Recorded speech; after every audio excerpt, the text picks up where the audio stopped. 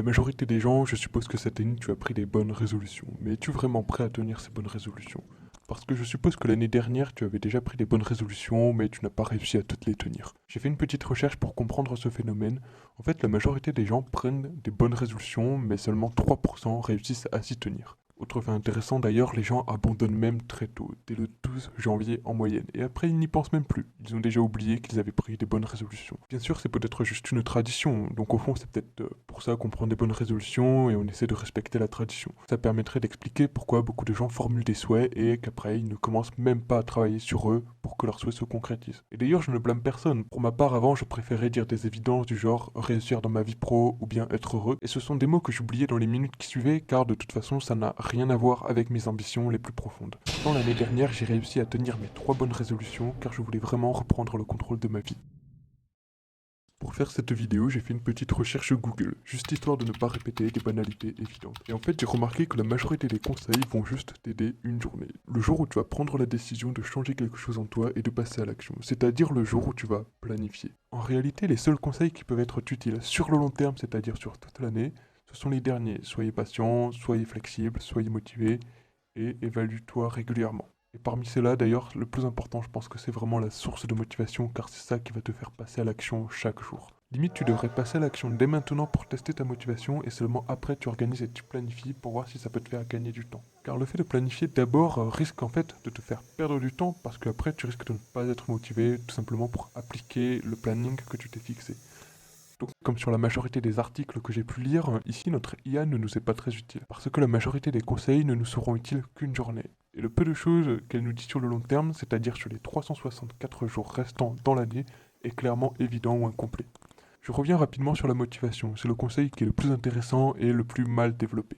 Alors bien sûr, il existe des centaines de vidéos, voire même des centaines de livres qui sont entièrement dédiés. La motivation, c'est clairement le sujet le plus fascinant du développement personnel, donc je ne vais pas pouvoir tout te dire dès maintenant. Néanmoins, je vais te faire un résumé en une phrase. La motivation, c'est quelque chose de variable et d'instable. Donc tu ne peux pas compter sur ta motivation pour être constant et atteindre tes objectifs. C'est pourquoi je vais te partager les 2 conseils suivants qui vont te permettre de tenir tes résolutions même si tu n'as pas de motivation. Et ce sont d'ailleurs les conseils que j'ai appliqués avec succès en 2024. Le premier conseil, c'est de ne pas attendre la nouvelle année, mais d'attendre un bouleversement de ton quotidien pour mettre en place de nouvelles habitudes qui seront en lien avec les objectifs qui sont importants pour toi. Bien sûr, je vais illustrer ça avec 2 exemples. Ceux qui me connaissent par exemple savent que je ne joue jamais aux jeux vidéo, mais en fait ça n'a pas toujours été le cas. Quand j'étais ado, j'étais vraiment accro, en particulier à Minecraft et à Clash of Clans.